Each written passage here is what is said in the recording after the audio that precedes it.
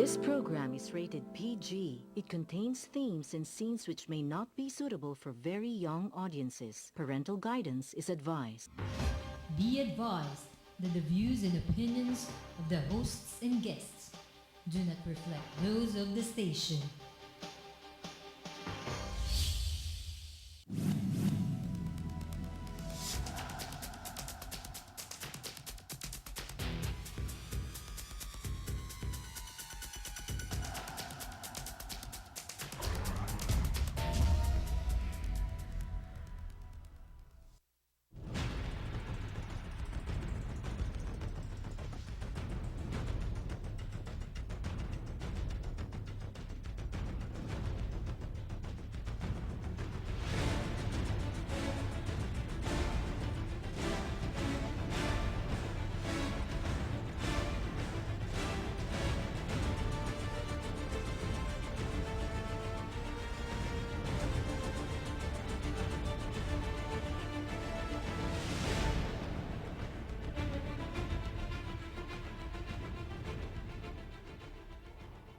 Naimbag garabi, masantos siya sa labid si kayo amin, maya pa bengi keka, mayong gabi sa Tibok Luzon, Visayas, Mindanao, hanggang Sabah. Bismillahirrahmanirrahim. Assalamualaikum warahmatullahi taala wabarakatuh.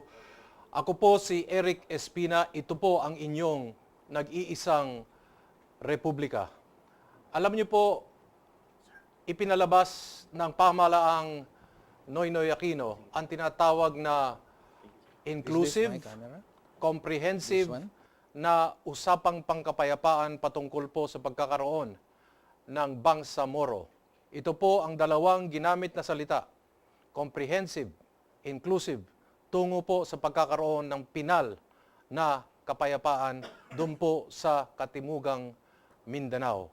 Pag sinabi daw nating Bangsamoro, ang lahat daw ng mga taong nakapaloob dyan sa Katimugang Mindanao hanggang umaabot pa yata sa Palawan ay nakasuklob dito sa pinangungunahan ng Moro Islamic Liberation Front.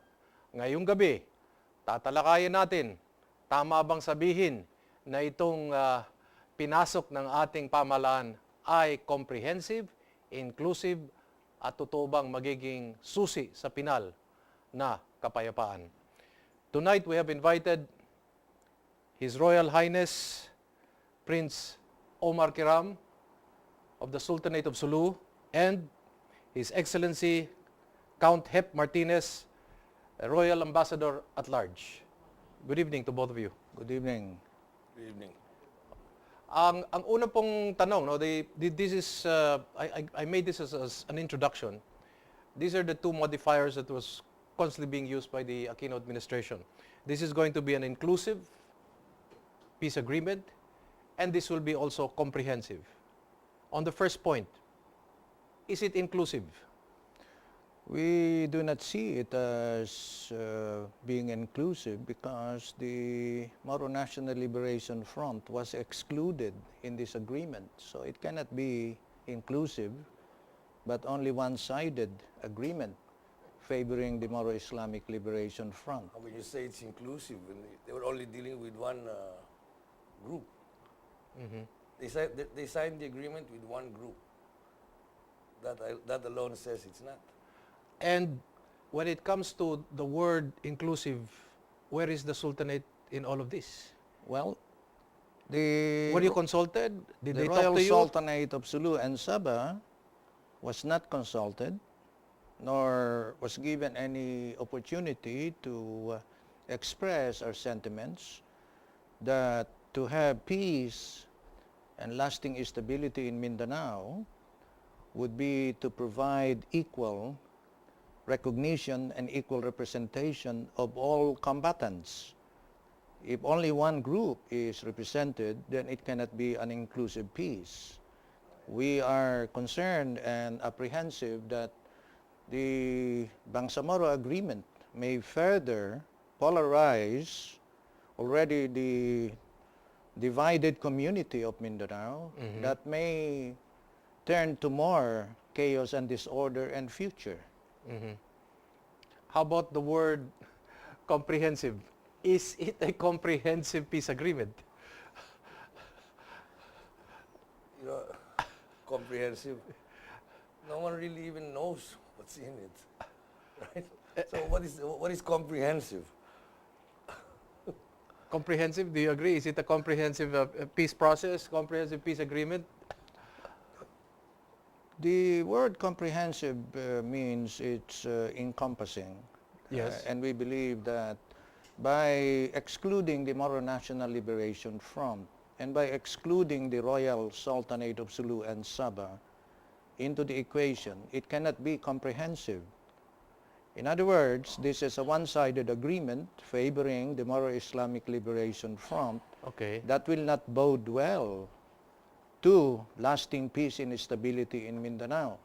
Because we believe that to have lasting peace and stability, we must follow the example of Sierra Leone in West Africa, Okay. whereby all of the combatants in Sierra Leone were given equal representation, equal recognition, and equal respect in the governance of Sierra Leone. All parties should be consulted. All stakeholders parties- are called into the Yes. equation. Yes. All parties must be consulted. All religions were consulted. In other words, they were all given each recognition to be able to strengthen nationhood of Sierra Leone. And that's what we must do in Muslim Mindanao. Because without representation coming from the Moro National Liberation Front and from the Royal Sultanate of Sulu and Sabah, this peace and agreement, we believe, will be only an illusion. Prince Kiram, they said that you just mentioned that the MNLF was not in the equation. There were some former members or who claimed to be members of the MNLF that took the side of the palace and said, "Oh, but we are included in this in this peace talk." What can you say about that? Well, I believe that this is highly illusory. Like for example, Abul Khair Alonto was even talking about not just a Bangsamoro, but a Malay Bangsamoro already. He included the term Malay Bangsamoro already.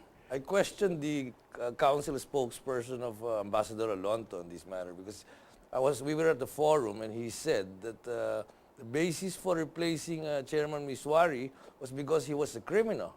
Okay. Right? Now the fellow has not been convicted. Everyone is entitled to due process. Correct. Right? Yes. So since he's still presumed guilty, innocent until proven guilty, yes. right? Therefore, there's no basis for the replacement. Uh-huh. And Chairman Miswari and the MNLF are considered belligerent states, Okay. right? Like Attorney Alan Pagia has said. Therefore, they are immune from arrest and prosecution. Uh-huh. So, where does it say or show that he's a criminal? Well, how do you see the equation of the term, for some individuals, words may be just empty definitions, no? But this has application in law, this has effect in people's minds, Yes. and in the way we effect change. Do you think there is a nuance when the word Malay Bangsamoro is now part of the equation? Well, to us, that is a frightening specter of things to come. As you know, the facilitator of the MILF and government of the Philippines peace agreement is Malaysia, and therefore Malaysia will favor itself as the facilitator. Now, the word Malay may be said by Mr. Alonto, probably because Malaysia is the paymaster of the MILF. And since he supports the MILF, he may be carrying some sort of favor to the Malaysians. Be that as it may, we believe that is unwelcome to be used at this stage because Malaysia, though of course Islamic country, as you know, Yes. is still the illegal squatter in our Sabah property. Uh-huh. And therefore, to us, we must put the semblance into this discussion. Is Malaysia a true friend or it has its own personal vested interest, why it has supported the MILF for many, many years, and why is it that Malaysia is still squatting in our Sabah property? If Malaysia is a true friend, the first thing it will do is to return Sabah to the Sultanate of Sulu and to the Filipinos, because that is the true meaning of friendship. If Malaysia was after the well-being of the whole of Mindanao, okay, what they should have done first is to fix the parts of the 1996 peace treaty that has not been implemented, as they say. Okay. Right? Okay. But that has not been addressed, and then they go into a new thing, right? Okay. Now, I believe in real estate, when you negotiate a certain property, and then you make another negotiation on the same property to another party, I think that's called grande estafa here, right? Uh-huh. Am I correct? Yes, yes. Okay. So I guess that's for the public to answer, right? So- what is the government doing to Mindanao? So- to the ARMM and the new entity that they want to establish, right? So I guess that's grand estafa. There is something interesting here. We talk of a Bangsamoro, and to be very straight about it, well, I'm going to use the term Moro land in short, or a Moro territory for that matter. We're talking about ancestral domain here. But again, when we go back to what Malacanang says is supposed to be a comprehensive and inclusive peace agreement, you have here the absence of a very important territory, Yes. the ancestral domain of the Tausug Nation. See, the whole land area in question here is a dominion of the Royal Sultanate of Sulu and Sabah, okay? And the Royal Sultanate is not even part of this, never was, is not, okay? Party to this negotiation. There are other ethnicities here too.